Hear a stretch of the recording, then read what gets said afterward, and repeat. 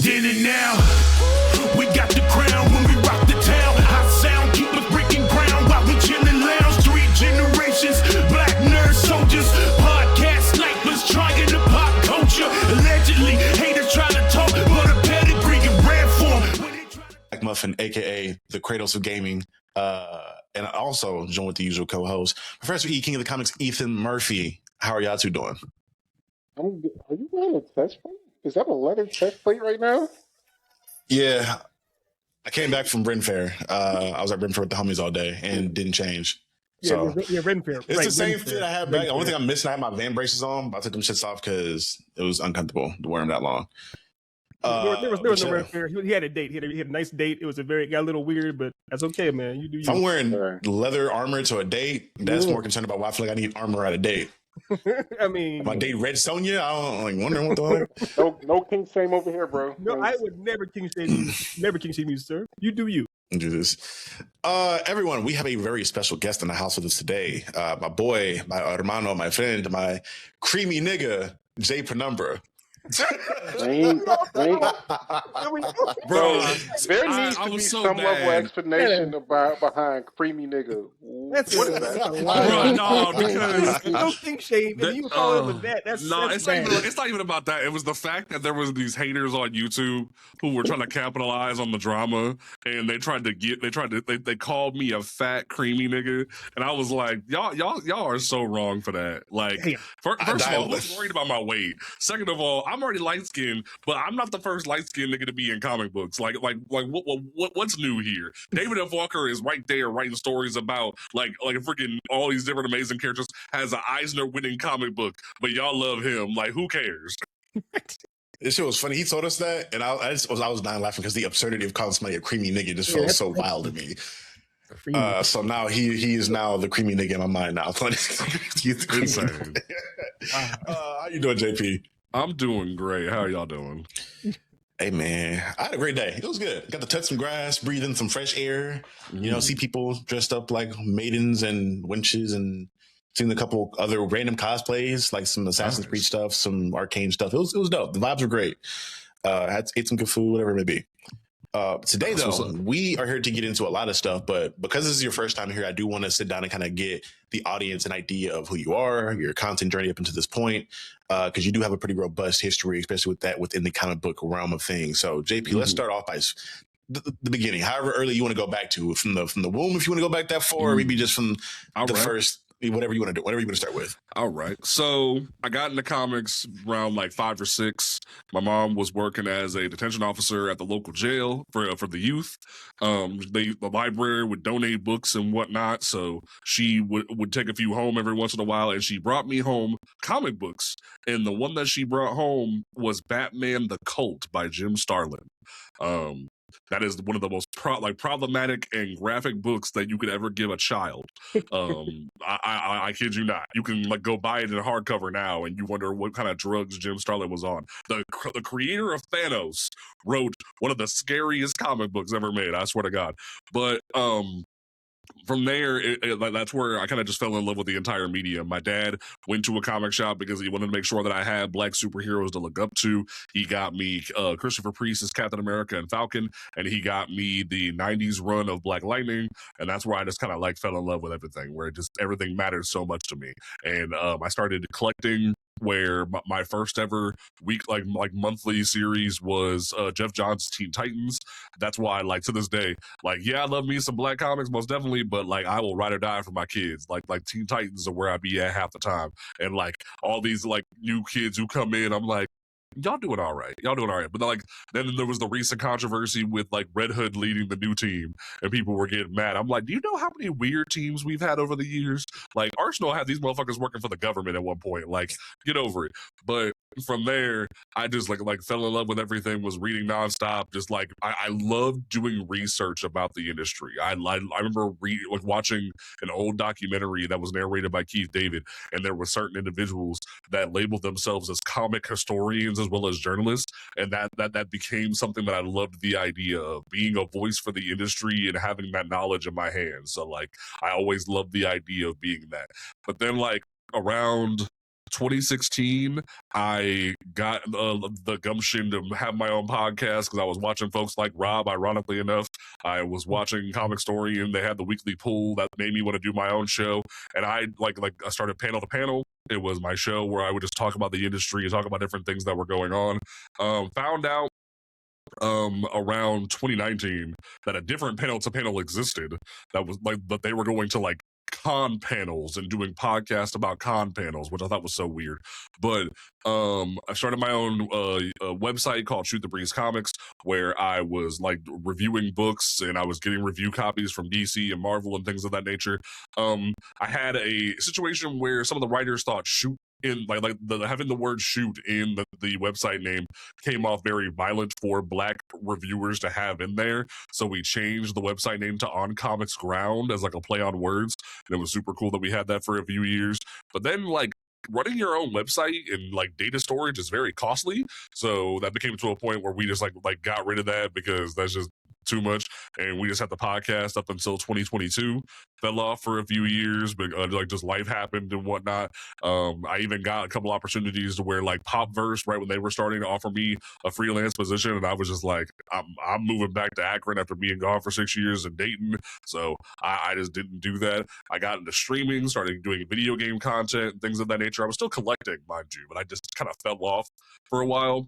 And then I had some things happen in video game streaming and whatnot where like certain games were falling off and the developers were doing bad. So I just kind of went, I'm going to go back to making comic book content because y'all are irritating me. So last October, I came back and I started doing comic book content, loving what I do. And around December, that was when I started doing a little bit like drawing lines into certain things and noticing the correlation of dates and realizing that we hadn't had a Black going in a while. So, and that's where all the nice like cascade effect happened to now. So let's well, before I move on, do you have any other questions or things I want to kind of like narrow in on? Well, one, does Rob also count as a creamy nigga? Yes. But he's the wrong kind of creamy nigga where he's a tap dancing creamy nigga. Yes. Yes. And then I'm sorry that you had to come up in the armpit of the U.S., aka Ohio. Man, it's rough out here. Like it looking like Khaled out here, like I'm in freaking Elden Ring at the time. I get it. I mean, y'all do have the best highway in the country in the Ohio Turnpike, so you got that. But like, other than that, I'm sorry. Yeah, it's rough out here. And you said Akron, so you're at Akron right now, JP? Yes, sir. Yeah, because Akron has anytime LeBron gets a chance, he kind of talks about how like Akron's a bit rough. So man, it's crazy too. And like I know dude has the best of intentions sometimes, but he has a tendency to invest in an idea and then fly back to LA and not give a fuck about it. So like I'm gonna start a whole school for the inner city youth. Flies away and the test scores are down and no one's doing well. I'm going to open a restaurant. Flies back and like the restaurant just opened and he's not there to actually care about it. Like it's just, it's real weird how he does things, but it's what it is. Fair enough, man. Hey, I don't need the Bron sexuals coming at me for stuff. Great, hey y'all, love Bron. He's my goat. Of course, let's not do too much. You got anything? Anything else you wanted to ask before I move on to the next thing? No, I guess I was going to give JP, of course, some shout outs to his beard game, fierce beard game. Hey. Nice tight lineup on it. But yeah. Thank you. Bet. Let's do what we came to do, right? Let's jump into the campaign. Obviously, JP, you are the founder and gatherer of the DC So White campaign. Lead me into what initially gave you the idea for why this is important, what led you to creating this and bringing on the people you brought on board, like myself, and all that fun stuff. Right. So like I was saying, around December, it was the fact that like I realized my pull list was looking real scarce. It was like not a whole lot of books. I was wondering what was going on. And then I started to put things together because like I've seen it happen for years where different books would have a short run and then be canceled. I think the one that really impacted me the most was when I had just got the permission from Marvel to have review copies when I was running my site, and they took the shield away from Sam after Secret Empire, and there was a Falcon book. and that shit ran for what, 8 issues? Actually, it was 8 issues. That ran for 8 issues, and then it just disappeared. It wasn't on the solicitations. There wasn't an announcement that it was canceled. It was just gone. And I had just interviewed Rodney Barnes, like writer of Philadelphia and different books like that, because he wrote that. And I just interviewed him, and I emailed him and was like, "Hey, what's going on?" And he was like, "Yeah, we're not moving forward." And it hit me like a truck because I loved that book so much. So when I was like coming back into comics and I realized how short my pull list was because I was looking for content to make videos about, I was like, this is a little weird. So I did some research and I looked back through my books and realized that the last time we had an ongoing series in the mainline continuity for a black character was February 14th of 2023, which was like Valentine's Day of that year. It was the final issue of I Am Batman by John Ridley. And people have their conflictions about the idea of let's make a whole other Batman who's black and let's have it be Lucius Fox's other child that we haven't seen in 30, 40 years. And it was just very odd for them to make that move. John, I like, they pretty much just remade a whole character and just changed his name, which I don't know why John really did that. It was very odd, but it was a solid book. It was well received. The sales were decent, but like nothing happened after that. We would have a limited series here and a mini series there. Green Lantern War Journal that starred Jon Stewart was supposed to be an ongoing, but it got changed to a limited series. Like, there's so many repeated things of this. Black Lightning from last year had the opportunity similar to like Poison Ivy and Green Arrow and things like that, where if it sold enough issues, it could be changed from a miniseries to an ongoing, but it just never got there. But the one of the biggest problems with that was they didn't tell anybody that was the case. So it was a repeated thing of just miniseries after miniseries after one shot, and it was just so frustrating to where I was like, I'm gonna just drop one video and be like, "Hey, do y'all know it's almost been 1,000 days?" And that led me to gathering up a bunch of content creators and just making a video highlighting that it finally hit 1,000 days. And I was just really frustrated. It did get some attention. Some people did talk about it. I had found out that from the initial video, DC had got word about it, which was kind of cool. But from there, I started to get kind of frustrated because that was like right around February we started pushing the Dakota incident because I wanted to help promote it, want people to know about it. I had the opportunity to interview Joseph Village about the book, one of the co-writers, legendary Milestone editor, and it was to the point where he had said during the interview that if it worked, like if this does not sell well, we might not see Milestone ever again. So I was hot.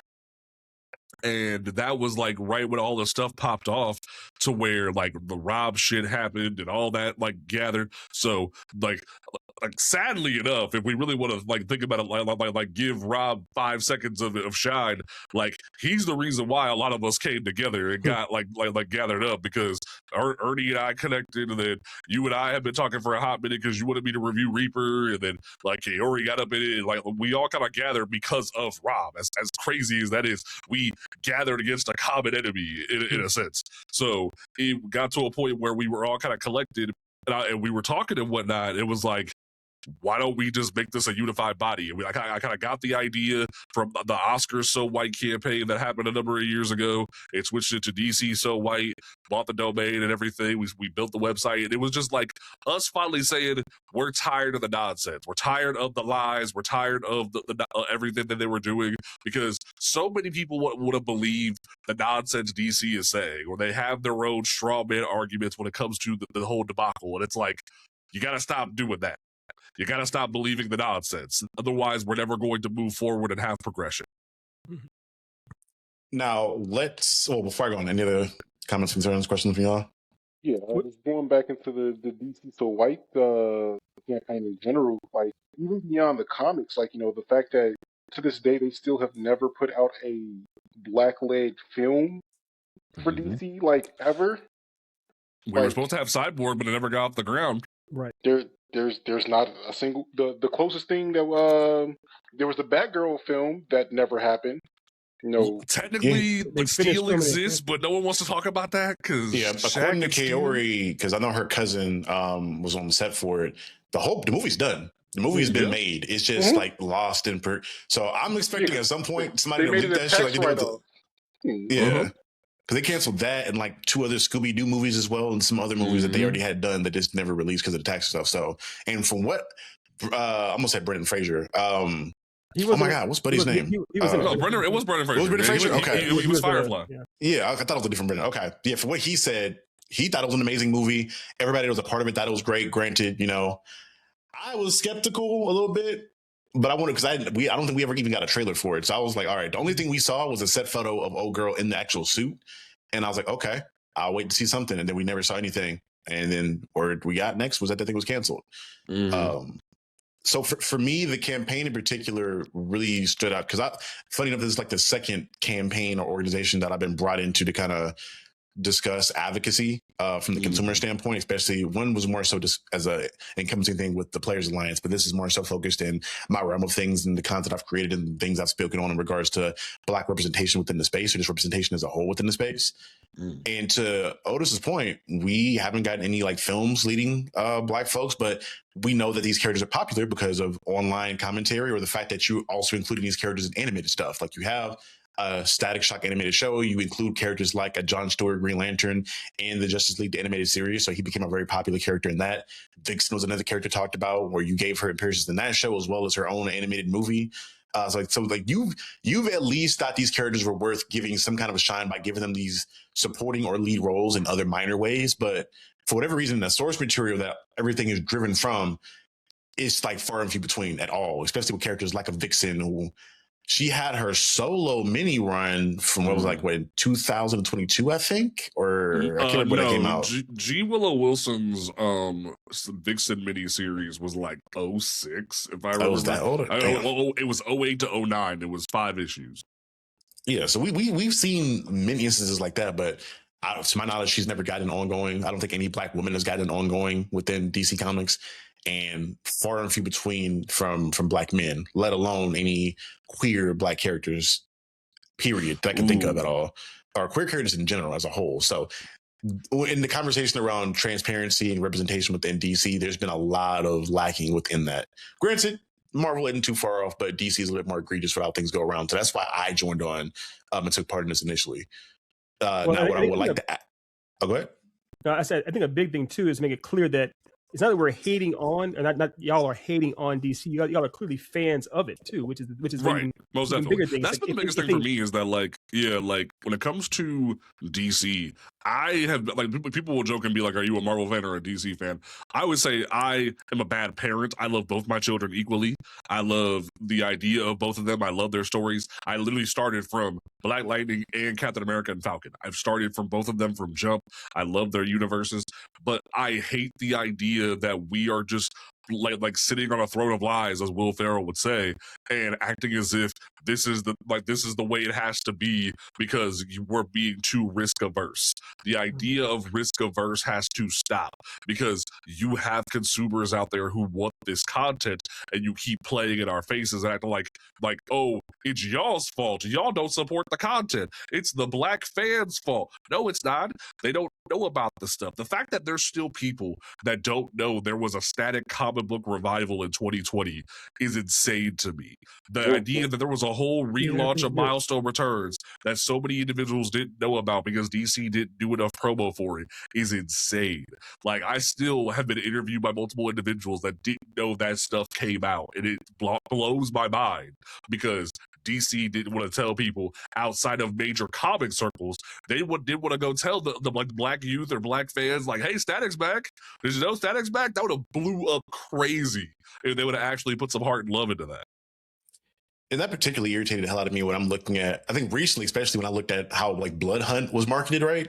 Where it was something as simple as, all right, we gave it like an animated trailer and we're just making sure we're putting dollars behind making ads for this, to the point to where people thought a whole new Blade movie was actually dropping finally. They thought the Blade comic was a movie. So everybody went in droves, myself included, to pick up issues of this event. Honestly, I feel like I bought too many because a lot of those tie-ins were not fucking necessary at all. Some of them were kind of mid, but that being the case, Marvel promoted that series, a series leading a Black-led character in Blade, and it did well for the most part, to my knowledge. Again, you have to look at the numbers in regards to how many orders were sent out to shops from the pre-order, from the pull list stuff. But to my knowledge, this year was so hyped up that most shops got at least a good amount of orders, at least the main issue. Oh, now, for sure. When I'm looking at the DC side of things, I can't think of any campaign or any book that they've gone that hard for in my recent memory. I don't know if you can think of anything where at bare minimum they give it like a motion. No, what? I lied. Absolute Batman, absolute universe. When it got announced and they saw the hype for it, it got like an animated, like a motion comic trailer. But that's about it. Whether you look at the Dakota incident, we talked about it. For people that aren't aware, like Dakota Instant, any trailer or commercial or marketing for that you saw came from the creators themselves. Joseph Illich and company paid for that to be made, and they disseminated that amongst themselves. And we only ever saw anything from DC to announce the second printing, where they were like, "Oh, congratulations, we did it, y'all." No, nigga, we're not French. We didn't do anything. They did that shit. That one really, like, I think that was the thing that really mobilized me the most, where it was like, y'all really want to sit here and say y'all did something, really? Like that's what really bothered me, especially when I had Joe Illich on my show and he openly was willing to say that he paid for that. I think that genuinely told me that they don't care. Like they are too risk averse and don't actually care. And it was just like, all right, that's how it's gonna be. All right, so that definitely changed my perspective when it comes to the future of trying to move shit, where it's like now we actually have to take this more seriously. Now, go ahead. My question to you guys, with this, do you think that it is a greater like Warner Brothers thing, or is it specifically to DC? Because I think of, like, in recent history, the series Ianu came out on HBO Max, also got literally no promotion from HBO on that. They had to do that themselves. They actually came to us through Blur to do a lot of their in-person actions and digital promotion too. So I mean, is this like a universal thing for? Oh yeah, go ahead. So I've had conversations with Joseph Illich and different individuals where it's kind of the like Sinners is a great example of this, where people don't believe in the black dollar. A lot of people feel that Black Panther was a once in a lifetime, like an anomaly. Yeah, like it was a once in a lifetime situation. It was like, you're never gonna have that happen again. Y'all, all y'all care about is Tyler Perry shit. You're never gonna actually go out and care about like black shit the way you're supposed to. But the fact of the matter is, if you put the content in front of people, they care about it. If you actually like show people what's available to them, people will care. If DC actually announced, showed a trailer, showed a cast, showed everything for a milestone movie trilogy, people would lose their mind.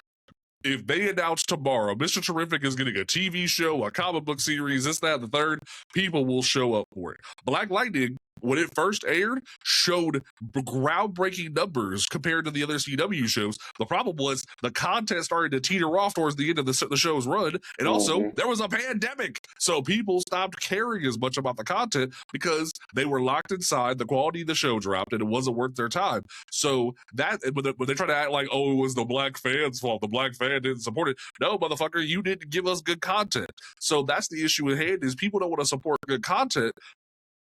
But at the same time, both on the publisher standpoint, but also the like major multimedia standpoint, is that people, for some reason, when it comes to marginalized characters and marginalized products, they see lack of support as y'all don't want this, rather than people being told word of mouth that people don't like the quality of it. They assume, oh, this was bad, so you don't like this anymore. A perfect example of this is something else that John Ridley wrote, which was the Black Panther run a few years ago, where people were very frustrated by the quality of the writing. People were very frustrated by how T'Challa was being treated in it, and they started to boycott the book. They didn't want to enjoy it anymore. They weren't going to use their black dollar to support it. And Marvel basically said, oh, so y'all don't want Black Panther content anymore. And like they kept the boycott going during the Eve Ewing portion because they didn't like Eve Ewing's writing as well. And after Eve Ewing's run, we haven't had a Black Panther book in over a year. And it's like, y'all got the wrong message for what people were saying. You didn't look at the reviews. You didn't look what people were saying. You saw lack of dollar means you don't want this. And that's the issue at hand is people are like, they assume, oh, if you don't support this, you don't want this, rather than what's wrong with this. But then you see cases like The Flash recently over at DC where they're letting them fail uphill. That's a line that my friend, I can't remember his damn name, but one of my mutuals on TikTok said this recently. He said that DC is allowing white characters to fail uphill when it comes to the situation. And it's like, oh yeah, Virgo Blade said it. Yeah, Virgo Blade over on TikTok said it, where it's like DC is letting white characters fail uphill. Because if you look at Flash recently, they've had 3 different writers in a year and a half. And it's like, how do you go from 3 different writers in a year and a half while the sales are dropping when y'all want to blame black fans for not supporting black miniseries and black ongoings and you cancel them? Why are you letting your white books fail uphill rather than letting black fans find their footing and find their support for the book? It doesn't make sense. And it's funny too that you even mentioned The Flash as far as obviously for the comic itself, but the movie The Flash, that failed miserably.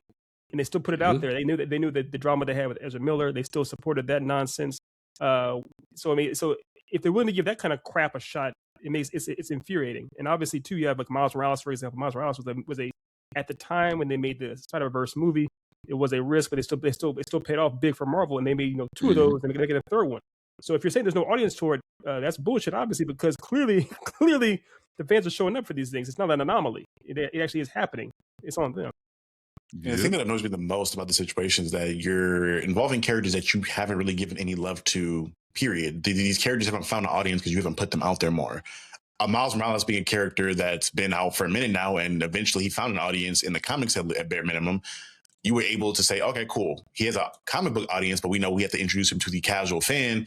How do we go about this? Okay, we're cool. We'll partner him along with Peter Parker. We'll market this as a movie, but we're going to put him at the forefront, and we'll market this as a Spider-Man movie, not a Miles Morales movie. This shit's not called Miles Morales Across the Spider-Verse. It's called Spider-Man Across the Spider-Verse because we understand the marketing, how that operates. But, you look at comics, and they put Miles Morales in big red letters. They put that man's government whole name on that book. But what's funny is when Bendis, his co-creator, was writing him when he first came to the main Marvel universe, that book was just called Spider-Man. But then the minute they want to put a person of color on the book, they make it Miles Morales : Spider-Man. And it's like, why'd you do that? Why did you need to do that? To distinguish him? They can tell he has a different costume. They'll see. They're not dumb. It's so annoying. He's got a different costume, different power set, different fucking face. The nigga is black. I don't understand. It's stuff like that. And then when you're looking at other characters, again, like a Vixen, characters that have had some sort of minor blip in popularity because they've been using animated projects that everybody would have seen. These are characters that, especially with Black Lightning, because you saw there was an audience with the character with the show, right? And part of, again, we talked about it before, part of why that show failed is because they ran out of source material to pull from. They started making shit up as they went, i.e. the fucking Game of Thrones show. Like, when you don't have anything to pull from, you're really tested to try to make some shit up creatively. And especially if you don't know these characters by heart, you don't know what kind of art do you want to take them on. But a lot of that you maybe could have avoided if you actually put effort into writing stuff for Jefferson and giving him more stuff for them to pull from, and not just 5 mini issues. I think he had one ongoing in like the 80s, right? So he had one ongoing that lasted 11 issues in the 80s. Oh, the 77 into the 80s. Then he had a run in the 90s that lasted 13 issues. And then he had a year 1 miniseries. He had a miniseries written around the time the show was coming out. And then he had a miniseries last year. Well, it started in 2024 and went into 2025. So collectively, Jefferson has 41 single issues as a solo hero, and then a bunch of outsiders content. That's all. Put this into perspective. When you look at something like Invincible, right? Invincible's 3 seasons in? Yep. 3 seasons in. 4 seasons. And I've seen like a picture that was showcasing where they were in the series. They're in 4 seasons, and them niggas are already like halfway through, I think, the 3rd or 4th omnibus for the series, which for people that aren't aware, that's probably around almost 200 issues, maybe something around there. Yep. So 4 seasons of this show took around 200 issues, and the Black Lightning show went through 2 or 3 seasons before they canceled it. Yeah, They went through like, I think, exactly. It was The it first was 3 4. seasons. oh Was damn. it 4? Yeah. It was 4. So they went through 4 seasons, and then they wrapped him into some of the Infinite Crisis stuff they were doing with the That CW bullshit. verse thing they were doing. Yeah. Yeah, So it I'm was like, very weird. It was 4 seasons, and by like season 2, they were already starting to like tease outsider content when they were like adding the outsiders and stuff like that. And it's like, if you're already having to add outsiders content because you have nothing else to add, that tells me right there that you have no faith in this product. And it's like, there's been some rumors, and I might need to like reach out to somebody in DC and get confirmation about this before like the end of the year, because its 50th anniversary is next year. But it's like, there's been this unspoken thing that has been going on where they want to blame Jenny Isabella and say, oh, it's Jenny Isabella, like she has some claim to Jefferson as a character and yada yada. And I'm like, y'all can't be just blaming Jenny like that. Like, there's no way on God's green earth Jenny just has that much power over y'all motherfuckers. Like, that's not how this works. That's not how legal works. You can't just be like, oh, it's Jenny's fault, we can't do anything with this character. That's not how like rights work in any capacity. And if it was a situation where Jenny was that bitter, like DC would totally just air her out if that was the case. But they're not doing that, so it can't be Jenny's fault. The next thing I wanted to, go ahead. No, I was probably going to take it somewhere else. You're good. Go ahead. No, I was also kind of going to take it on the tangent. So, like, going back to the campaign itself, like, how can the person watching this video support the campaign? Is there anything that they can do on the ground? So the biggest thing with the campaign right now is that like basically all we're asking people to do is to like post DC on social media, tweet, all that fun stuff, because like Elon owns shit. But like telling DC like we want a Vixen series, we want a Black Lightning series, etc. Hashtag DC so white. We're not trying to tell people to like be disrespectful. There were some people apparently I found out yesterday that were like using the hashtag and trying to be disrespectful to fans or be disrespectful to Scott Snyder. Apparently one fan reached out to me and said they got blocked by Scott Snyder because they called him a racist. And I'm like, that motherfucker ain't racist. He's tired. That dude's too busy to be racist against anybody. He created Duke Thomas. What white man just wakes up like one day and goes, I want to make a black Robin, and like is racist? Like, that doesn't make any goddamn sense. So it's like he's just a dude who's tired and busy, and y'all need to get off his neck.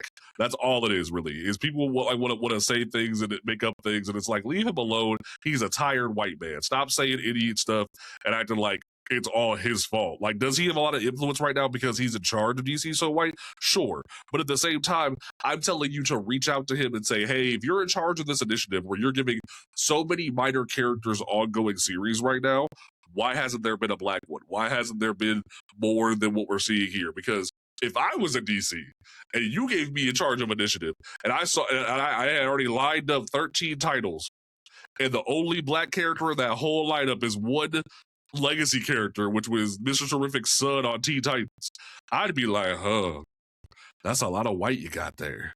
Look, do you mind mixing it up a little bit? And granted, from a white person's perspective, they're not thinking about it. They're looking at it as, we're making good content. We're making good content people want to read, but it's a shifting of perspective, because when that's kind of how like diversity, equity, and inclusion became a thing, because people came in and started realizing that you're not thinking of the fact that there's a lack of people here that people actually want to read. They're like, why don't you care about this? And that DEI got labeled as this demon thing that politicians want to delete from the equation because it's racist. It's like, no, it's not racist. Y'all are dumb.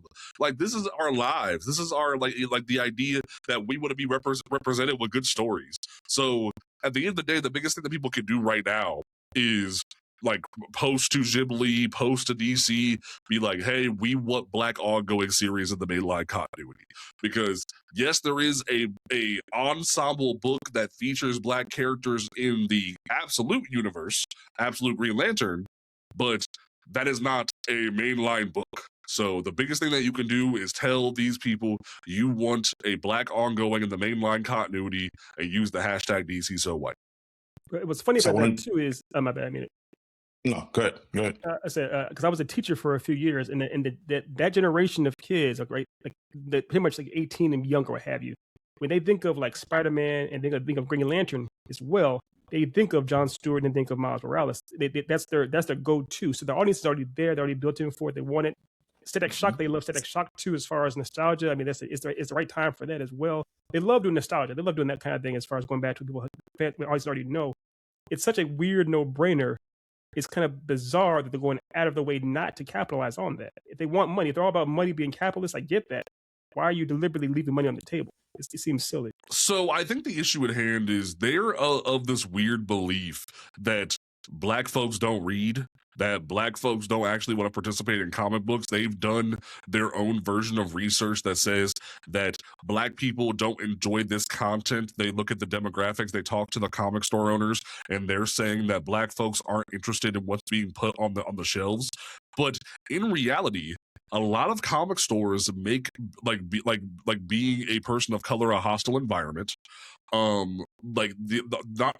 As well as when you're a comic store owner, you're being like, it is advantageous of you to specifically be like, not really advantageous. The better word I would say is you are basically, the best way I'm able to like quantify it is, say you're incentivized to sell what's popular more than anything. So if you're seeing from like who's coming into your store that Batman is really selling, you're going to buy more Batman content.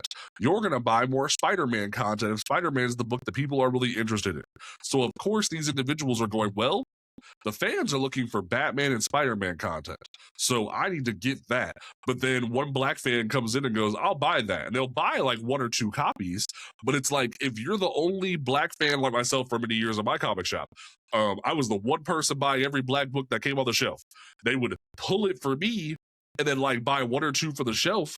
But if they don't see traction on that, they're not going to move that. But the problem is, a lot of the time is a lot of Black folks, marginalized fans, they don't have the money, they don't know about the system, or they aren't being told how the system works, because so many individual fans don't understand the fact that if you walk into a comic shop like today's free comic book day at every comic shop in America. If you walk into a comic shop today and you pick a book off the shelf, that's not considered a sale. That is like unique. You are adding that to the pile of sales. That sale has already been counted because your comic store had to go to DC, go to the distributor and say, I want like this many copies of this book. If you would have pre-ordered that, that would have been a standout number that was already counted along with the other ones that they were going to buy. So many fans don't know how that system works. Even white fans were frustrated last year when Green Arrow was canceled, and they didn't know that's how the system worked. So many individuals to this day, even like Wednesday Warriors, who go to the comic shop every week, didn't know how the system works. So publishers are living in this sort of like plausible deniability space because they're not incentivizing comic shops to tell motherfuckers how this works. The comic shops are just happy the shit's going off the shelf and they're making their money back from the investment. So fans are just being left out to dry and not being told how the system works. And I mean, there's adding the extra layer of the fact that, like, comics aren't well marketed anyway, where, like, the average comic fan is going to find out, like, a comic exists either from creators like, Charlie and yourself, or when they get into these debates about, like, power scaling, and it's like, oh, this is a specific feat from this specific comic that they had no idea existed until they got into the argument in the first place. So, yeah. The thing, too, that I want to kind of get into is the idea of the role of the comic shops, right? In my perspective, I look at comic shops in the same way I look at like a traditional old school DJ. You are the curator of taste. You are going to be the one responsible for putting people in your local area onto specific books. Obviously, Batman, Wonder Woman, Spider-Man, like all the big name characters you'll obviously get. But at some point, you need to take a risk in regards to putting some more indie stuff out there and also figuring out how to best present that within your shop. When I look at my local shop, again, my main one I always go to, I always shout them out because I think they are probably the pinnacle of like one of the best comic book shops, period. They just need more space. If they had a bigger like building location, they'd be a lot bigger than what they are in regards to that. But even then, they have prime real estate in where they're located in Atlanta. When you go into their shop, and you go into the wall where they have things laid out. Obviously, they have like their stuff where their card games are, board games, all the other stuff. But in the back is like the main wall where all the new books are, and they have their shelf for like the new arrivals. They have their shelf for some more of the back order stuff that's been there for a little bit, and they even like interweave different like independent creators like myself. Like they put Reaper up there on the shelf. And when I look at, and they labeled it as like a new creator, but they also labeled it as like people's picks that week. So as you're making your shop more community oriented and people are getting to know your employees, people are going to have investments in the opinions of the employees there because they're seeing all the new books come in and out. They're reading them beforehand. So these employees have their picks for that week. So people they're in the shop that often, they're like, oh, well, such and such likes this book. I'll check this book out. So when I look at how they presented my book, right? An indie book that has no established IP behind it outside of what you see there, has no history, has no animated series, no video game, none of that stuff to give you a preconceived notion on it. That book was selling well for even now, like a couple months after the fact. Well, I've sold a good amount of copies in that shop. Even people like buying multiple covers because the cover attracted their attention, and then seeing where it was in regards to who suggested it got that. So if you're able to move an independent book with no fan base at all in that manner in that shop by just having it there and then having online sales based off of that, you can definitely move a book with a character like a Vixen or Black Lightning who's had whole television shows or been a part of animated series. And they even do that. They even do stuff like Image, whatever it may be, by putting it there next to everything else. Yes, they buy plenty of DC and Marvel stuff, but they don't let that take up the entire shelf. They have section of places where you can pick those books up, but the new wall where everything is, they make sure they have space for everything else there. And then they categorize everything so that's easy for you to find. I think like most shops that I go to outside of that just have the whole wall be DC and Marvel comics, and they put all the indie stuff off to the side where it's hard to find. It'd be like that a lot of the time. Where like, and the thing about it is, like, I don't want to throw shade and be disrespectful to my elders, but I'm gonna have to. There is a problem with the gremlin white man comic shop owner. The idea that it smells like an old library when you walk in. It looks like a scene from the Never-Ending Story where you walk in and it smells like dust and paper, and it's like it feels like you're gonna walk down and find a goblin in a random corner of the whole joint. Like, it feels like it's not a welcoming place for people, and they have a system that they've had for hundreds of years where it's like DC books on this shelf, new releases over here, back issues from the previous week on the next shelf, Marvel books the same way, and then there's a couple of indie picks. And granted, they'll potentially make their money back from those because those are the ones that do the most movement and whatnot, but they're not willing to take a risk on the indie titles and whatnot. But here's the thing. Invincible exists. The Boys exists. There's so many products that have come from Image and Dark Horse. Hellboy exists. There's so many products that have come from Image, Dark Horse, Vault, Ignition Press. There's a brand new movie coming from Bad Idea Sue called Ordained that's already been. It's got what's his face like attached to it. Freaking Irish actor, dude. I can't think of his damn name. But like he's playing a priest in that, and it's like Colin Farrell. Yeah, like you have all these different like comic books that are being turned into movies and whatnot. And I'll even tip my hat to Barnes and Noble. Barnes and Noble did one of the smartest things they could have possibly did as a big box store. They caught on to the trend of book talk and books being pimped out by book talk, like with all like the book talk girlies and whatnot, and they started having whole tables dedicated to book talk. Imagine if all these old ass white dudes woke up and realized that your comic shop is being advertised on TikTok in demonstrous ways where you could advertise these books and things of that nature.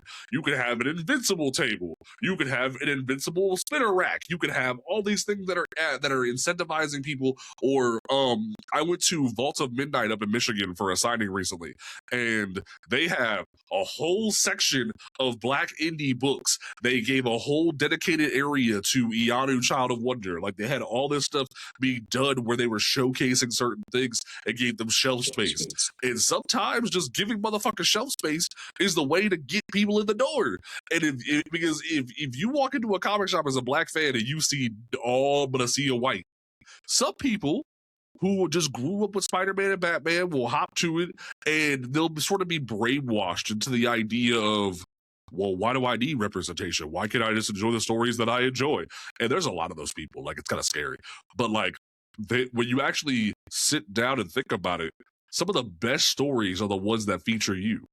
Eisner-winning books like Excellence, like Bitterroot, some of the best stories ever told star people that look like you, that told stories about your culture, talked about stories of hatred, but you were too focused on the idea of, oh, well, I don't have to be featured. I'll take crumbs and go read the book starring the white character, and then maybe I'll get a feature here and there. Or you train yourself to just believe, oh, it's the good stories that matter. The representation doesn't matter. But then how many kids were blown away by seeing Chad on stage as Black Panther and were walking around doing this for 6 months? Like, how many people were excited about that? How many kids have been walking around with Miles Morales t-shirts? Like, hell, like fucking like clowny little Italian chubby kid, Big Justice, not Big Justice, fucking the Rizzler, the little white kid walks around doing this shit, walks around in a Black Panther costume. Even white kids are blown away by how awesome Black Panther is. It's like, when you give people an alternative, a better story that is other cultures, they can learn new stories and adapt to those things. But if you don't even give them an option, how are they able to even try? But for so long, people were just like, oh, yeah, Spider-Man's fine, Iron Man's fine, Captain America's fine. And it's like, aren't you bored? Aren't you tired of the same shit? Like, try something new. Like, it'll change your life, I promise you. Yeah. Something I want to bring up, and honestly get everybody's thoughts on, because I did a video fairly recently in regards to what I thought was like a great way to try to save comics going forward, because I do think that we are in a dangerous point in time in which most of the people that are hardcore collecting or keeping up with stuff, again, are the older white male audience. And in a generation or two, as you even have more and more young kids that are just locking into only Eastern styles of art when it comes to anime and manga, where there are whole like genres that are created for that demographic group. When you're looking at shonen, we don't really have that in the fame is here in the States when it comes to comics. Not saying that you need to make like child comics, but more so looking at these comic book shops, to your point in regards to how welcoming they are.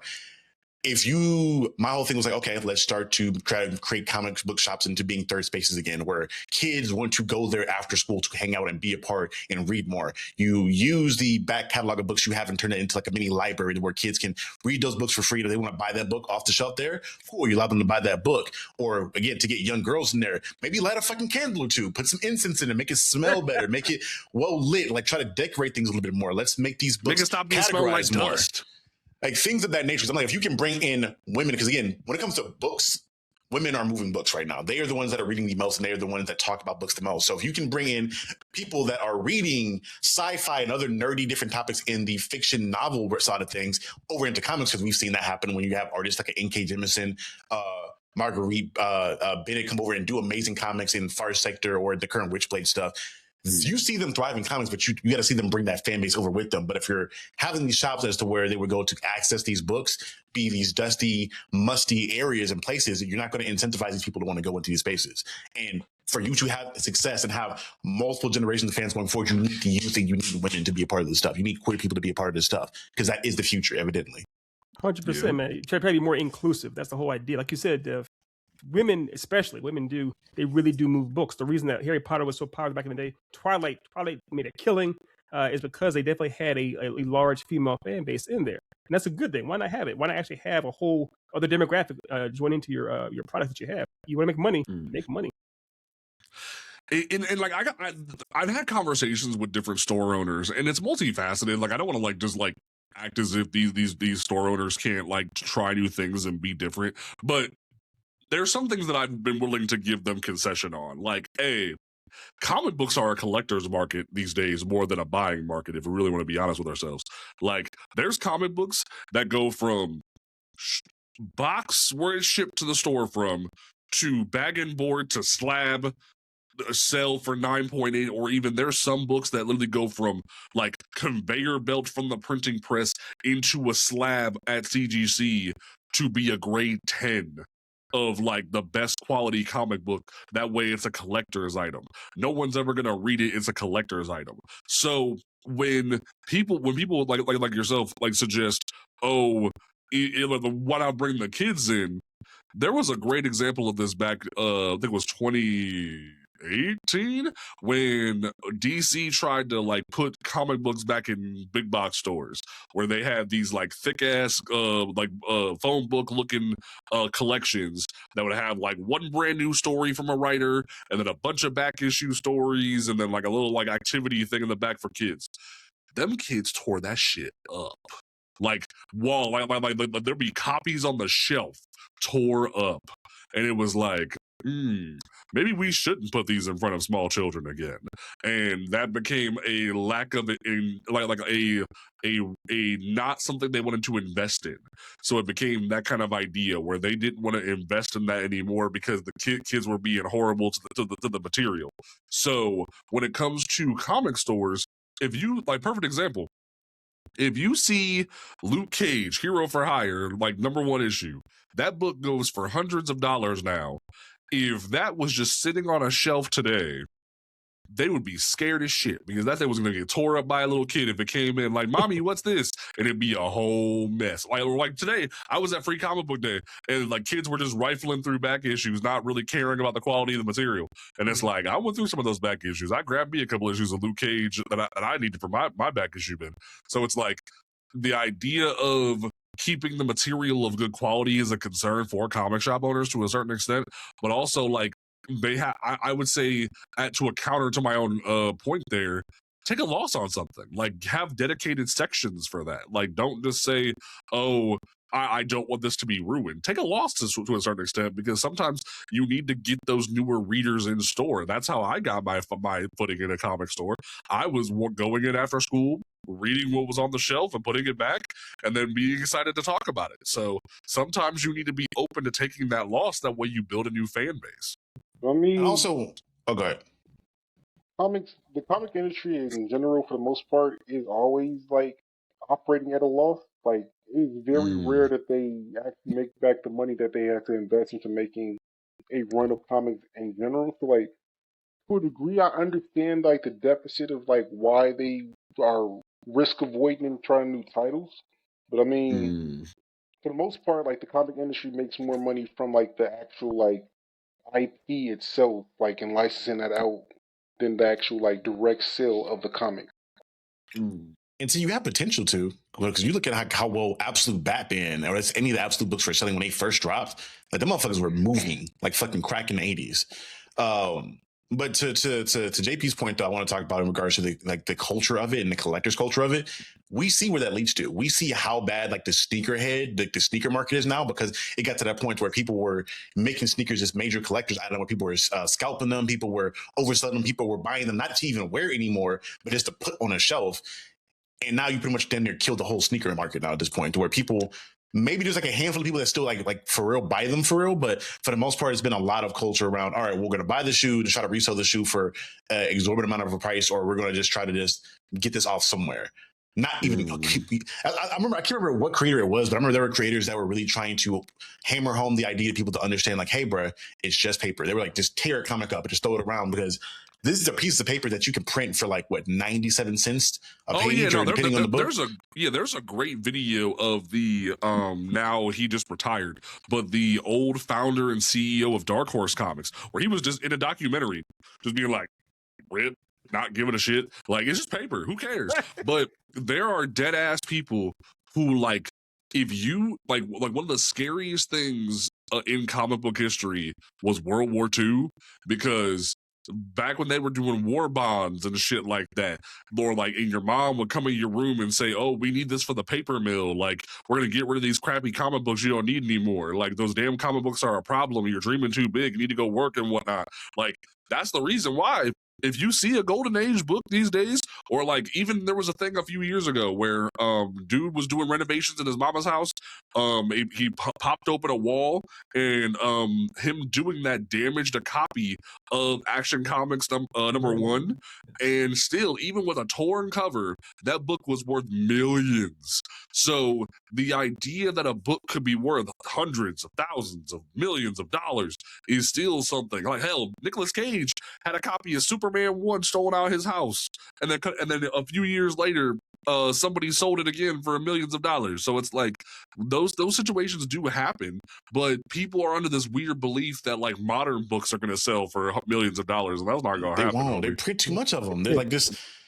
Because I think in my shop alone, I saw like a copy of Absolute Batman #1 going for like fucking $70. Like I have a black and white, like the noir version of it that goes. It's like it can go for like $60 now. But again, it's either going to sit at that price or maybe go to like a couple hundred. But even then, I think the culture of collecting to just resell is a bad thing, because in my mind, my books are for me. I'm not reselling unless I am like down on dire times. That first issue of fucking of Icon or any of these other milestone books or any of the other books I have, they're going to the grave with me. I damn near don't even give them my fucking kids or grandkids. Bury me with my books, nigga. That's my shit. Bury me with it.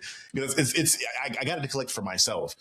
And I don't know. I think if we can change that culture around how you perceive comics as a whole, but also in regards to including kids in that, I think you can build a culture to where you're like, because I don't see that. Again, we don't see these same issues with manga for the most part in Japan. These are books that are curated for the age demographic of children, but the stories are just so well written that adults can latch onto these stories as well. And you just have manga. Like, again, y'all too correct me, especially Otis, because you read the most manga out of any of us.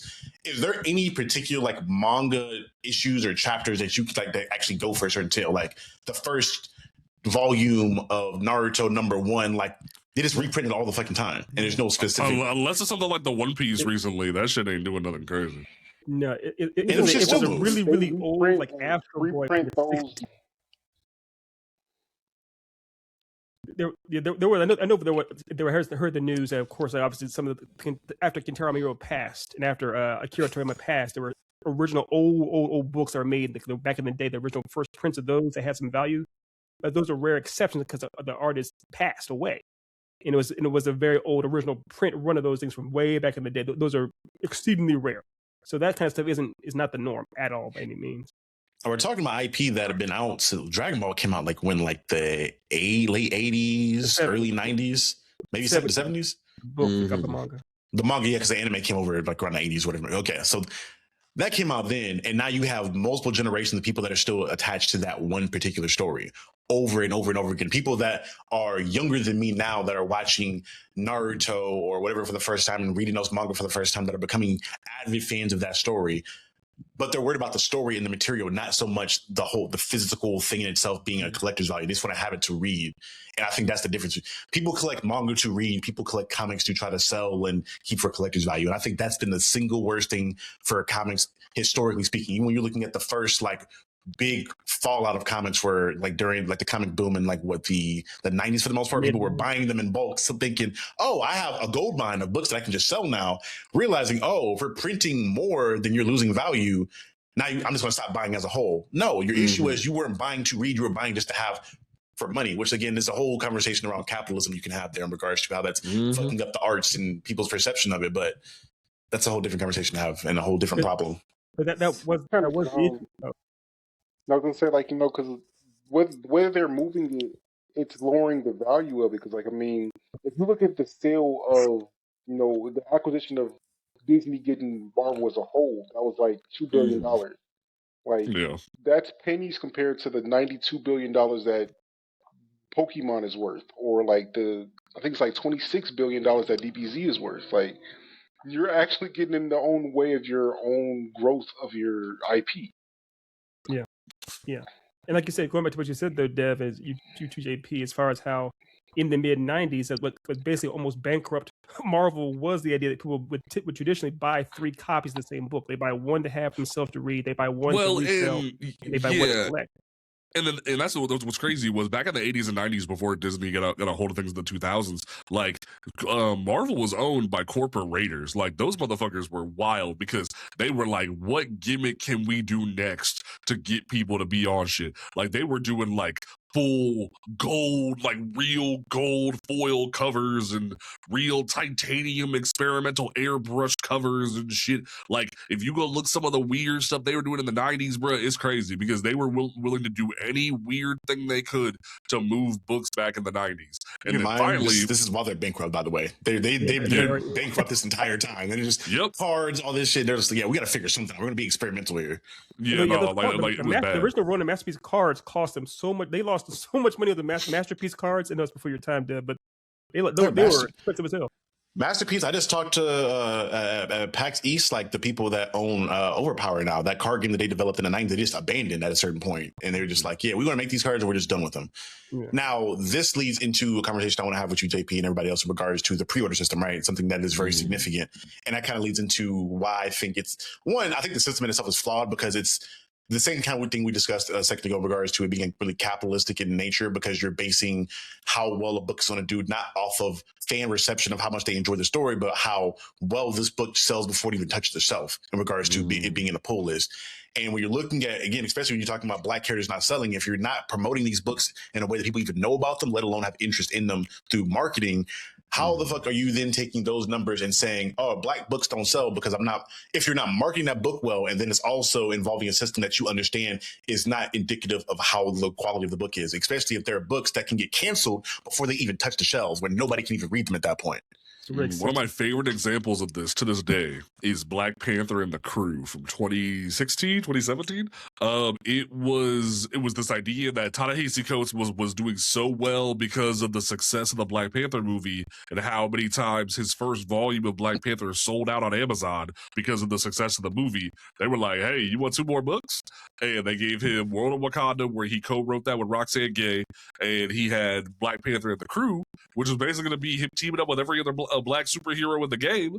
And it was a great book. It was a great story, but they announced the book and said it was going to be an ongoing, but the pre-orders for the book were so poor that when final order cutoff hit and Marvel got the numbers back, they canceled that book from being an ongoing and made it a 6-issue miniseries before anybody got the first issue.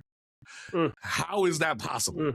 A book with a full team of Black superheroes, and you telling me nobody would have wanted that? I tell people that story to this day, and people get so mad because the idea of Storm, Black Panther, Misty Knight, Luke Cage, all teaming up and doing cool shit sounds so dope, and yet nobody knew about it, and it's crazy. Keep in mind, this is like your point coming off of Black Panther, also coming off of the Luke Cage show, also coming off of Misty Knight being in either the Luke Cage show or all the Netflix stuff that was going on. So these are characters that are coming off of major movies and shows that are all well received, and people are talking about how much they enjoy these characters on social media at that point. And you're saying, oh, well, pre-order sales are down, so niggas just don't want these books. They don't want to read. They don't want these characters at all. Yeah, because like they're hearing this idea from the comic store owners. The comic store owners are going, well, I'm not seeing any Black people in my stores, so that means they don't want that. Even though the Black people don't know where the stores are, or you ran them off, or you didn't make it a welcoming environment, or they're scared to come in there because they heard crazy stories about Mr. Jenkins at the comic shop, or like stuff like that. Like, it's the idea that you're not willing to make concessions. Hell, digital is still a big concern when it comes to comic books, where they don't consider digital to be viable, or the fact that, like, let's be real here. I don't know about you, but my mama, despite her being white, was one of the most like frugal people possible, where she was like the white version of Terry Crews from Everybody Hates Chris. She did not like spending money. So if like, even though she let me do it, like I spent and buy comic books because it was reading, she would be more than happy if I would have bought trade paperbacks, because every week a brand new issue of a comic book was like $3-4, $2-3-4. So imagine every month if I'm buying multiple books at $2-3-4, but then I go on vacation to go into a comic shop and I get a trade paperback that's $20 and it's thicker, it's got more content, it's worth people's time because it's like 5 to 6 issues. That looks like more of an investment and more worth my time to a mom or a parent who's like, oh my God, this is like a little bit more money, but it's more content. That's going to be worth my child's time, or that's going to be worth my time as a casual fan. If the book can't even get to the trade before you cancel it, how are people supposed to know or be interested in a series? Like, the thing that gets me so hot to this day is that people will reach out to me because DC finally put out the Static Run from 2000 as a compact edition that's like $10. That has the first 6 issues, the first season of Static by Nicholas Draper Ivey and Vita Ayala. And they'll be like, JP, this is really good. Where can I read the rest of it? That's the fun part. You can't. And it's like, Like, do you know how great it would have been if fans would have been allowed to get to multiple trades in the new Static run by Vita and Nick, and they'd have been able to know that it existed, and Black fans would have been able to go into stores and buy a trade, or go to Barnes and Noble and buy a trade over a course of a few years, and be able to know that that's viable. They know it's good, but then they're like, "No, it doesn't sell. Sorry, you can't get it," and it's just like, huh? And let's keep it a buck. If we're talking about like presentation or even just like storage, it's a lot sexier to actually like put a trade or omnibus on the shelf. Oh, You yeah. having to have a bunch of boxes around for single issues, all those cool for like the comic book fan that collects those things.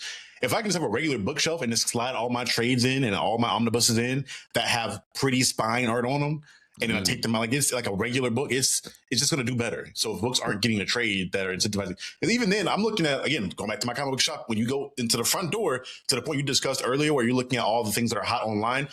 This is where these things are smart. They do two things. One, as soon as you walk in the door, they have this little wall that's going to have all the trades and all the things from like the hot thing out. And right now they have Invincible 1 through 6, or however many trades there are, and they have each section for each of the trades. They're presented pretty right there for you. And next to that, they have the stand-in for all the absolute trades. As soon as you walk in the door.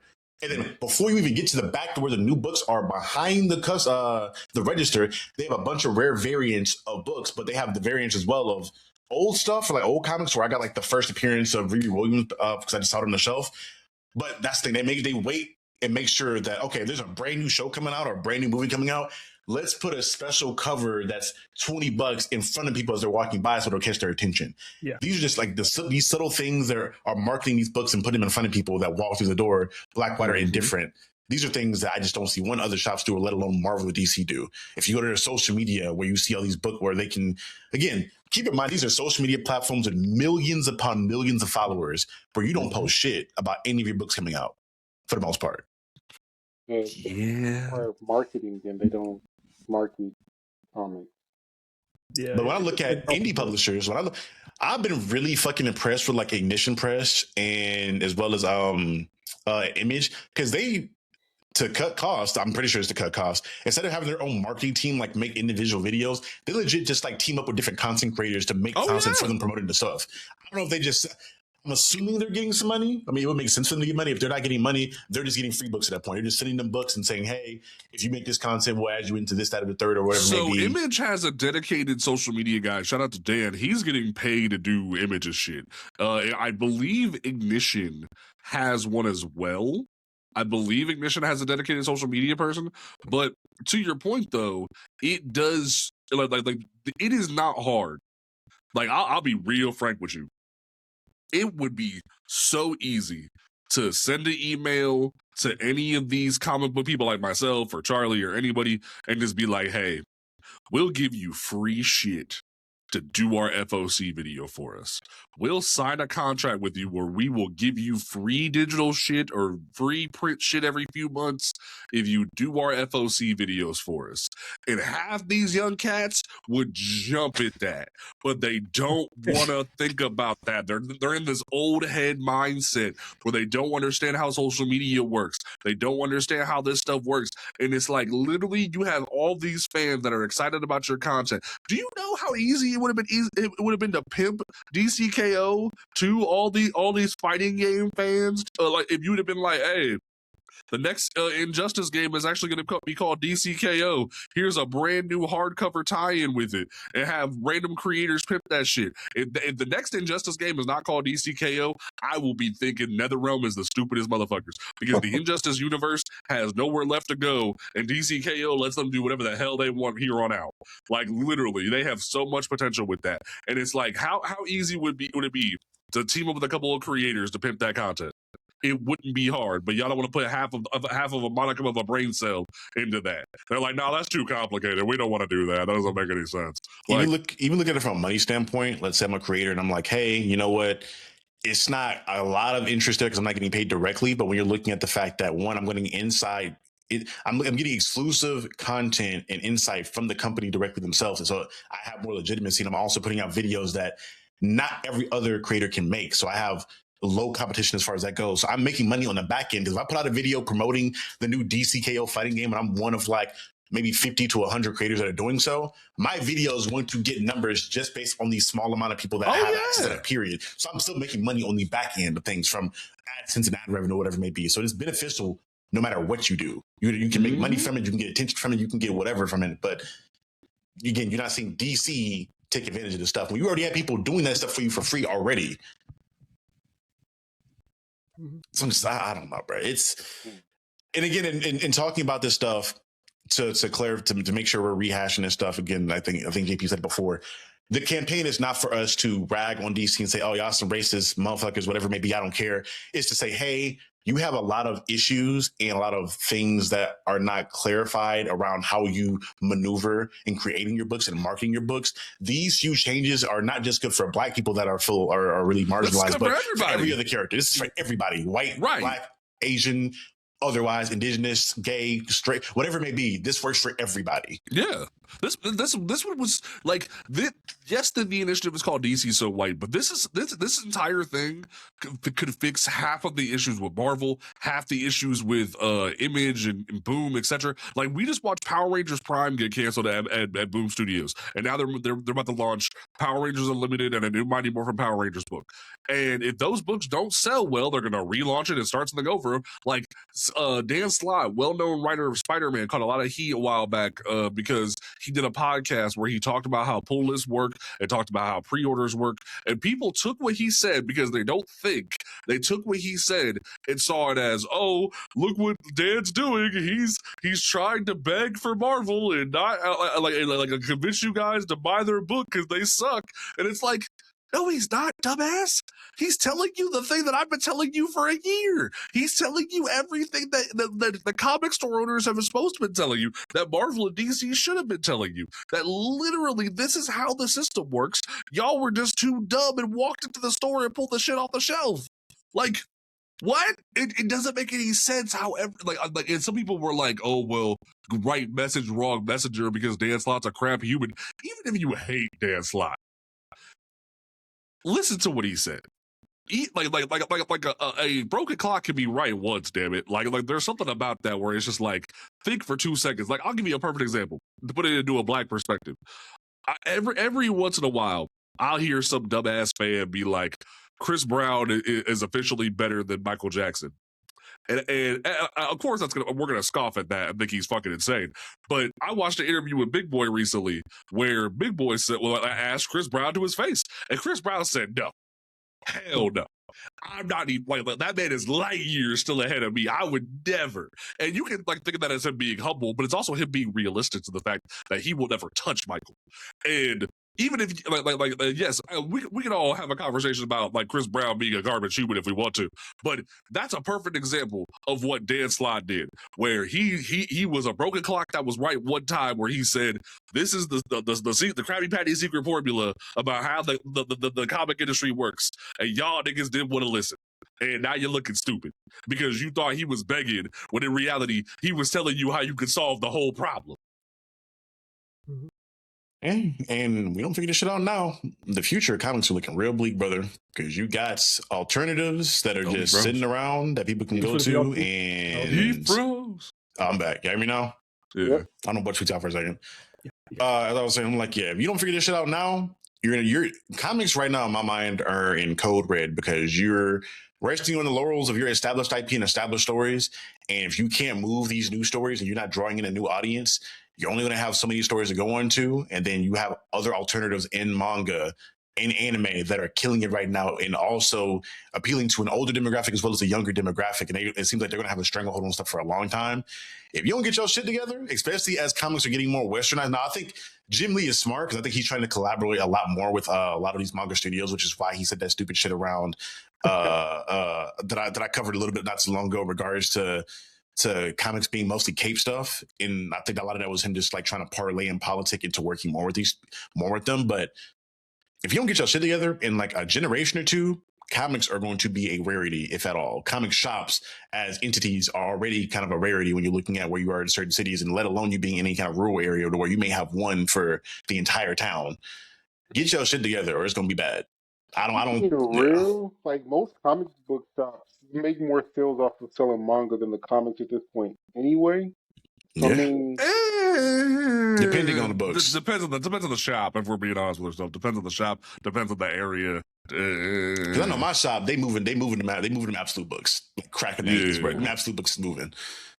yeah, I mean, here in Buffalo, and also some of the shops I visited in Chicago and New York, like, I mean, they'll have like a portion of their comic book shop set up for comics, but the majority of it is anime, manga merch, and Yeah. mostly paraphernalia. It's the merchandise majority than the actual comics. There'll be a comic section. Well, like the people that want that can go over there and pick that stuff off a shelf. But for the most part, like it's the figurines, the statues, like the actual merchandise pieces that are really keeping those places afloat. Yeah. Well, and that's not how it's only been that, forever. like The merch has always we been saw. sales. Oh, go ahead. No, I'll say that's what it's always been forever. Is the merch what makes the real money for the for manga, for comics, for everything. And like you're right though too. It is a trying to be as four quadrant as possible. It's become a lot more popular with anime and manga that actually hit both young, old, and male, female. And the comics, like you said, it's more of an old head type of game, and it's not quite as picking up.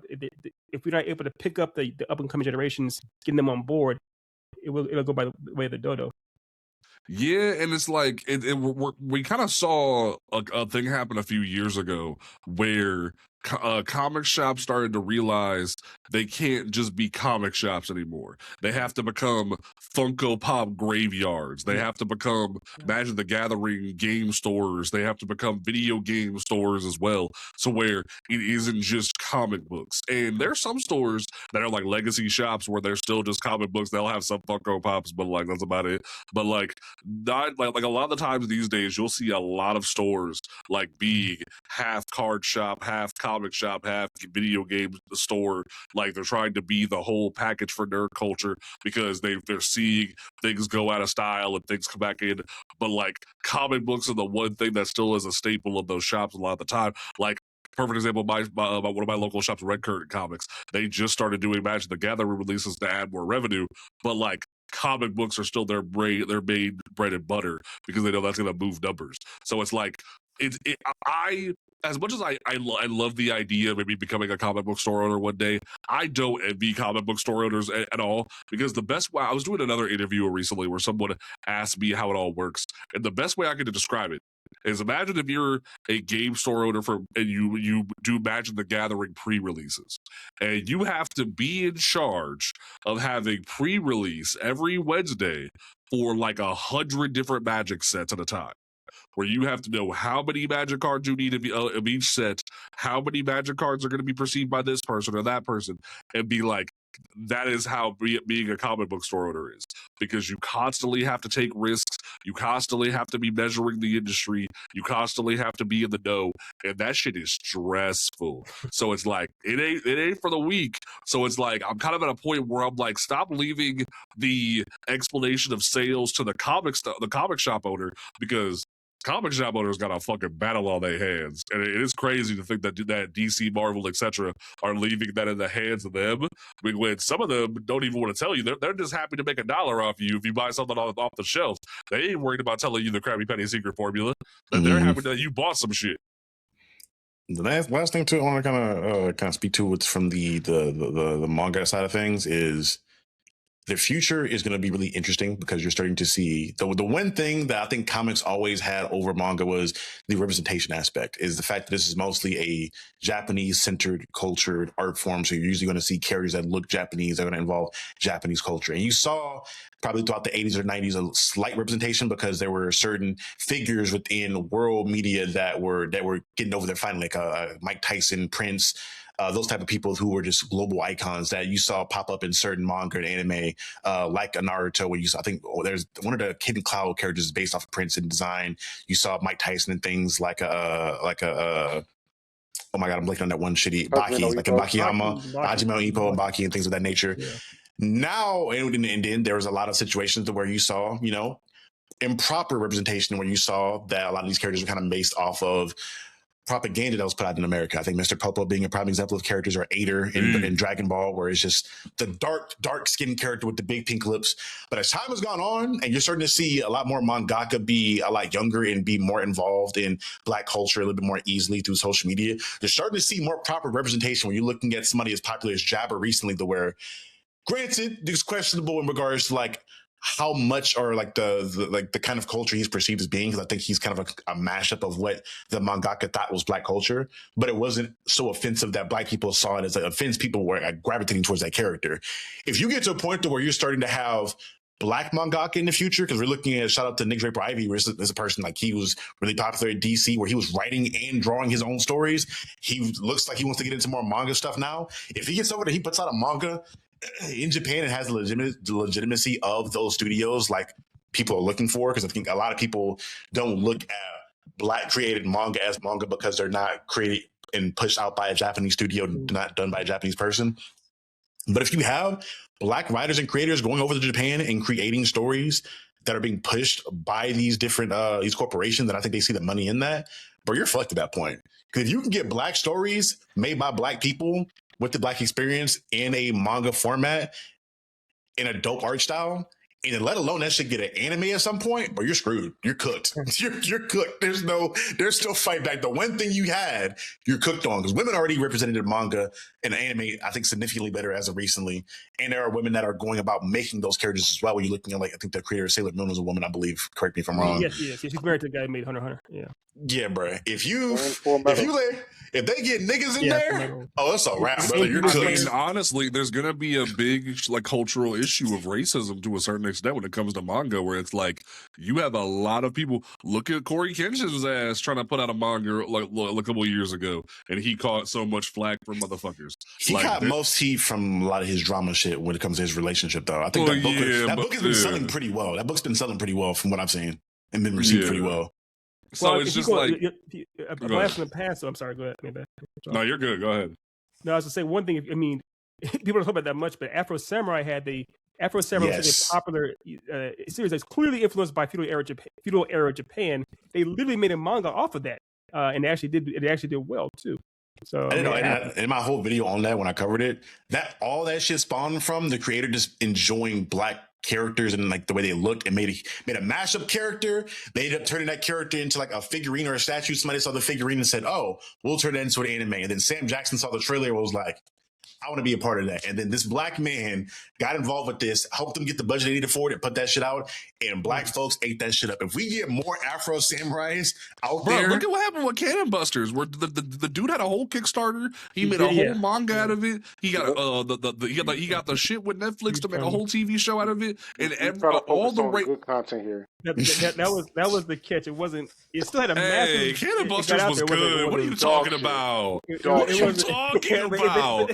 What are you talking about? Why are you trying to mix Mex and Magic? No. Bruh, why wouldn't you want to mix Mex and Magic? What are you talking about? That ain't the most like random. Like what? What I'll say is, I won't be hypocritical because we love Arcane for mixing magic and steampunk shit. Nigga, but it actually has a good story. Yeah, they just did it well. A good story. What do you mean? Cannon Busters was a bit. Let's not do this. Oh, I'm so hurt. It can be done. I thought I was in good company. I thought I was in good company. This is crazy. I applaud the hell of the effort, man. I'm so glad it exists. I'm so glad it exists. But it's like it caught so much racist flack from all the idiots that it was the fact that no one wanted to back it or give it a shot. Where it was like there was so much love poured into that thing. I remember interviewing the cast of that thing, man. Like it was so. Hey, this nigga, this is off with the tape. That nigga, crazy. Hey, there's a few different shows that nigga is ungodly, has an ungodly amount of hatred for. Cannon Busters is one, Fairy Tale is another, and I forgot what the other one's from. I'm so in shock. I thought I was in good company here. This is crazy. Not with that shit. Not with that show. No, dog. I ain't even bring that show up in niggas' presence. Fake ass Spike Spiegel / Trigun mixed with Gundam mixed with some random No, we don't. I'm so hurt right now. The one I could speak to that also tried to kind of follow that model that I didn't think was very good is that the Yasuke anime that they tried to do. That had also Oh God, was in that one. Remember? Yeah, they tried to do the whole mech and magic thing, and the story just didn't mesh very well. Y'all really just don't like mechs and magic. Y'all are really we love Arcane here. Arcane is like. Arcane is like our most viewed video on here outside of like an interview we did. So we love that shit. We love Mex and Magic when it's done well. We just don't think most of those are done well. But again, that's subjective more than anything else.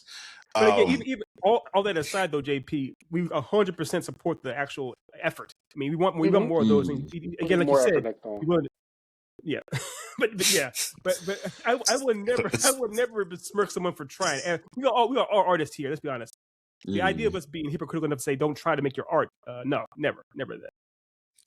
But yeah, let's already close out here. JP, first of all, before we get ready to close out, what can people do to stay tapped in and updated and supporting the campaign as time goes on?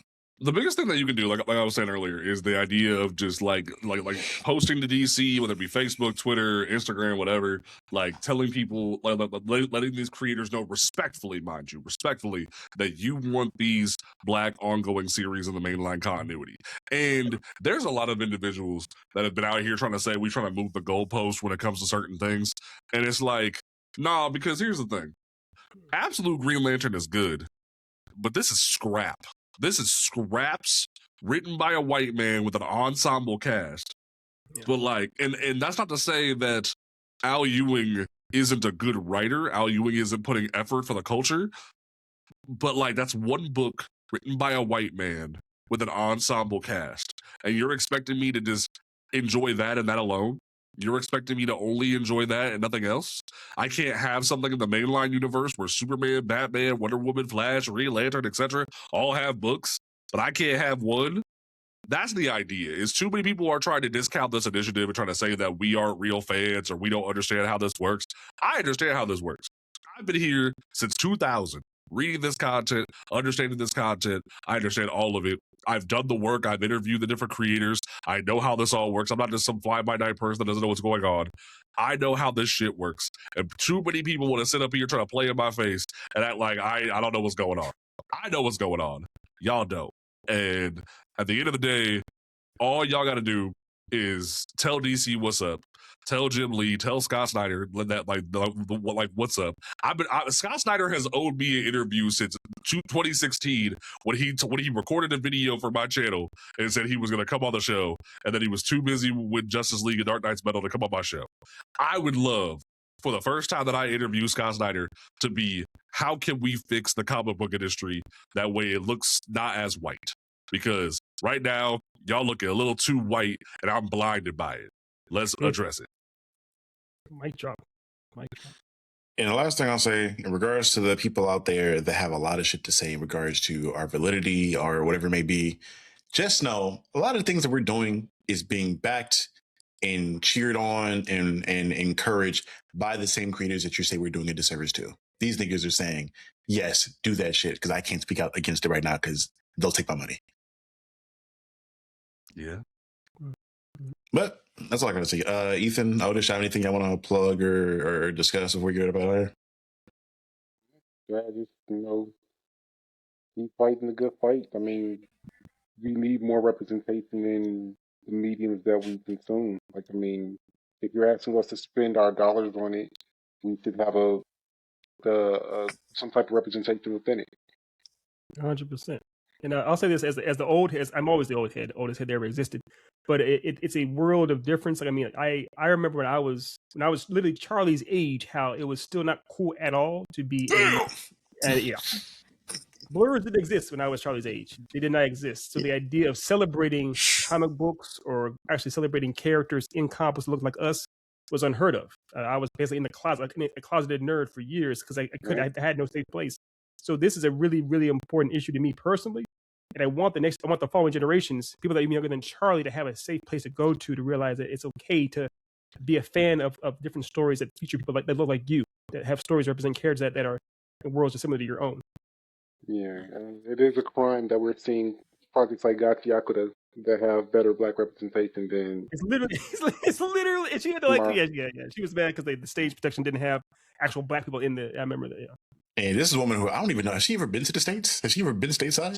She's been to the U.S. for. Okay, I was about to say, like, if she had never been state, I look at someone like Mwewe Adeoye, right, who is from Nigeria, has never been stateside, out here killing a fucking storm book. Nigga's never touched the U.S. soil, but is writing a great character that is mostly based out of Harlem, New York, but he has her like He has operating out of Atlanta for whatever reason, which is interesting to me. I should have asked him about that when I did my interview with him, but that's neither here nor there. The last thing I will want to promote for everybody to know about, if you guys do want to see some representation and don't want to fight for it, I want to be a part of that. We have a Kickstarter for our comic company, Echelon Graphic Novels, that is ongoing now. It's been out for a couple of days now, and we're about at 10% to the total goal of where we're trying to be at for that. So we ask that if you guys, again, want to support that, you pick up this trade and support this trade, in which for the low price of $60, you can get a physical copy that will include 5. Yeah, you guys heard me, 5 issues of our flagship titles, the first issue, so you guys can get a taste of what we have to offer here at Echelon Graphic Novels. And if you guys enjoy that stuff, you can go pick up the rest of the issues of those stories that are in that trade. Yeah, that's all I got. JP, where can people find you at? You can find me at JPenumbra.com, where you will be able to find all of my links to TikTok, Twitter, Instagram, YouTube, all those great places. I host my show Comics Unmasked on Sundays, and then it posts on Tuesdays on every podcast platform. It's us talking about the industry, talking about the news, and then interviewing different creators, getting the real information that people want to know, because it feels like a lot of the time when people interview creators, it feels very fake. It feels very forced. My goal is to actually get to the heart of what these creators care about. It isn't going to be just a weird press junket. It's going to be the hard-hitting topics that people actually want to know about. That way we can make the industry better. And that's why it's called Unmasked. That way we actually do right by the industry. So, yeah, you can find me on every social media platform. I'm always here trying to make the industry better because, to quote Benny the Comic Historian, rest in peace, I love good stories. I want to make the industry better. Otherwise, why the hell would I be here? Preach. All right, y'all. This has been another episode of the Then and Now podcast. Y'all, before you leave, remember, like the video, subscribe to the channel if you guys want to be more tapped into what we have coming out going forward. And again, if you're watching this on a mobile version, please hit the hype button. If you go down to the comment section, swipe from right to left, you'll be able to give hype points, which are points that helps YouTube videos and channels chart higher on YouTube's hype board and really aggressively promotes channels there. So please give us those hype points if you don't mind. But y'all, before y'all leave, remember, forever and always, you're listening to the Then and Now podcast. and we'll see you guys next time. Peace out. The best. No king shame.